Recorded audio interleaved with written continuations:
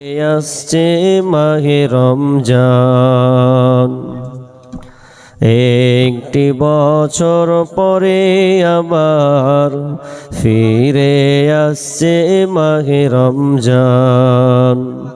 মুমিন হৃদয়ে পড়বে সারা, মুমিন হৃদয়ে পড়বে সারা, উঠল জেগে নতুন প্রাণ। একটি বছর পরে আবার ফিরে আসছে মাহে রমজান, একটি বছর পরে আবার ফিরে আসছে মাহে রমজান। আল্লাহ তাআলার তরে রোজা পালন করো হে গুনাহগার, নিজের হাতে দিবেন তিনি সিয়াম সাধনার পুরস্কার। আল্লাহ তাআলার তরে রোজা পালন করো হে গুনাহগার, নিজের হাতে দিবেন তিনি সিয়াম সাধনার পুরস্কার। রমজানের রোজা পালন আল্লাহ তাআলার ফরমান, একটি বছর পরে আবার ফিরে আসছে মাহে রমজান, একটি বছর পরে আবার ফিরে আসছে মাহে রমজান। মুমিন হৃদয়ে পড়বে সারা, মুমিন হৃদয়ে পড়বে সারা, উঠবে জেগে নতুন প্রাণ। একটি বছর পরে আবার ফিরে আসছে মাহে রমজান। এই মাসেরি কভু সত্য পথে গর্ব জীবন, বিপদ আপদ থাকবে না যে, ঠিক মতো হয় যদি রোজা পালন। রমজানেরই মাসে প্রভু সত্য পথে গর্ব জীবন, বিপদ আপদ থাকবে না যে, ঠিক মতো হয় যদি রোজা পালন। রমজান সে তো ঢাল স্বরূপ, হৃদয়ে ভরিয়ে গাও তারি গান।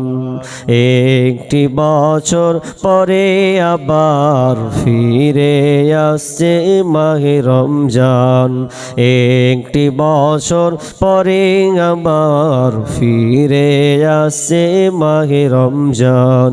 মুমিন হৃদয়ে পড়বে সারা, মুমিন হৃদয়ে পড়বে সারা, উঠবে জেগে নতুন প্রাণ।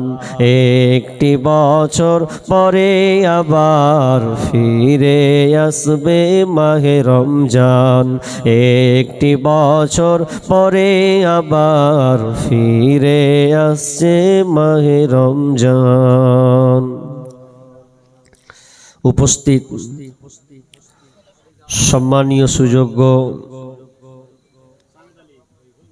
আজকের এই জলসার স্বনামধন্য সভাপতি, মঞ্চে উপবিষ্ট ওলামায়ে কেরাম, দূরদূরান্ত থেকে আগত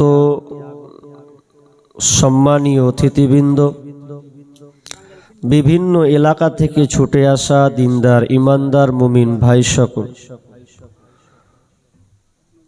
এবং পর্দার অন্তরালের প্রজেক্টের মাধ্যমে দেখনেওয়ালি সম্মানিতা মা ও বোনেরা, প্রথমে সেই মহান মুনিবের দরবারে প্রশংসা করি, যেই মহান মুনিব আমাদেরকে একদিন নয় 2 দিন ব্যাপী একটি মসজিদ কেন্দ্রিক আয়োজিত মাহফিলে আমাদেরকে কোরআন ও হাদিসের আলোচনা এবং দান খায়রাতের একটা সুযোগ যিনি আমাদের দিয়েছেন, সে আল্লাহ সুবহানাহু ওয়া তাআলার শুকরিয়া আদায় করি, বলি আলহামদুলিল্লাহ। আরে ভাই 12টা বাজতে আছে, একটু মুখটা নাড়ান, তাহলে ভালো লাগবে। আর যদি আপনি নীরব পাল করেন তা আপনাকে শয়তান দেখেন 15 মিনিটও টিকতে দেবে না, বাড়িলে চলে যাবে। একটু সজাগ হন। আল্লাহর প্রশংসা আমরা করতে গেলে আমাদের কষ্ট হবে, যে হবে না তো? তাহলে আমরা একবার সবাই একটু জোরে জবান ছেড়ে বলি আলহামদুলিল্লাহ। অতঃপর শান্তি বর্ষিত হোক সকল নবীদের উপর, বিশেষ করে আমাদের শেষ নবী জনাবে মুহাম্মদুর রাসূলুল্লাহ। আমরা সকলে বলি সাল্লাল্লাহু আলাইহি ওয়াসাল্লাম। সম্মানিত দিনী ভাই সকল, আমি অনেকের কাছে পরিচিত, আবার অনেকের কাছে অপরিচিত। তবে যারা নিয়মিত ইউটিউব দেখেন, ফেসবুক দেখেন, হয়তো চিনে ফেলেছেন। পিছন থেকে আর কেউ কোনো কথা বলবেন না। প্রত্যেকটা জিনিসের একটা লিমিটের থাকবে ভাই। কাজ করতে হবে, যেখানে চুপে সারি সেখানে চুপে সারি বলতে হবে। এখন আমি মাইক ধরেছি, পেছন দিকে যদি কথা বলে ভালো লাগবে? কোনো বক্তায় কি ভালো লাগবে না। তা আমি আপনাদের সম্মুখে আমি এরাদা করে আসছি, হাঁটতে হাঁটতে আসছি, তে কানে কানে বলছে যে আপনি বিবাহ সম্পর্কে বলেন। আমি আজকে আমার আলোচ্য খুব সুন্দর টপিক ছিল, সেটা হচ্ছে রমজান মাস আসার আগে প্রস্তুতি কি নেওয়া উচিত। রমজান মাস যে আসবে একে আমরা স্বাগতম কিভাবে জানাবো, এই বিষয়টা খুবই গুরুত্বপূর্ণ ছিল। তা আমাকে দুইটা বিষয় বেঁধে দিয়েছে।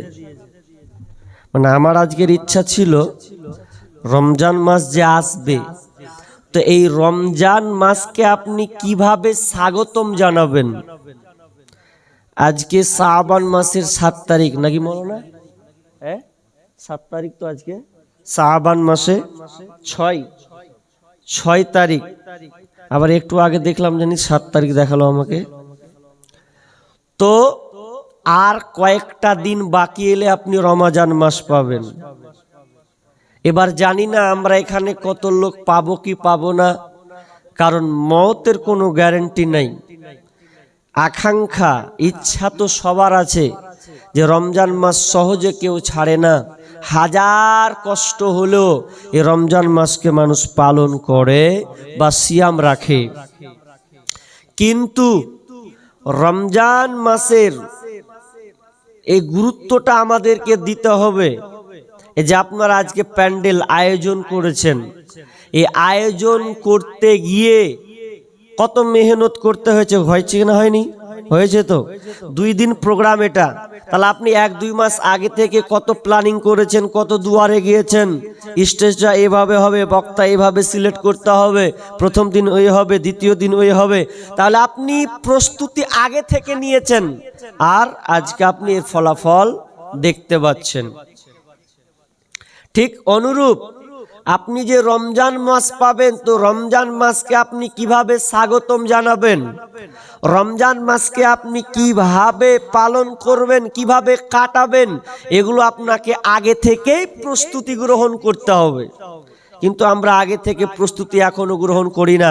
দেখবেন বর্তমানে এই শাবান মাসটা এত গুরুত্বপূর্ণ, রাসূল সাল্লাল্লাহু আলাইহি ওয়াসাল্লাম বলছেন এটা বাৎসরিক রিপোর্ট পেশ করা হয়। এই শাবান মাসে বাৎসরিক রিপোর্ট, তার মানে বছরে একবার আল্লাহর কাছে রিপোর্ট পেশ করা হয় মানুষ কোন হালাতে আছে। এখন যদি আপনি রোজা থাকতেন, শাবান মাসের এই নফল রোজা খুবই গুরুত্বপূর্ণ। মা আয়েশা রাদিয়াল্লাহু তাআলা আনহা বলছেন যে ইয়াসুমু সাহরান আকসারা মিন শাবান।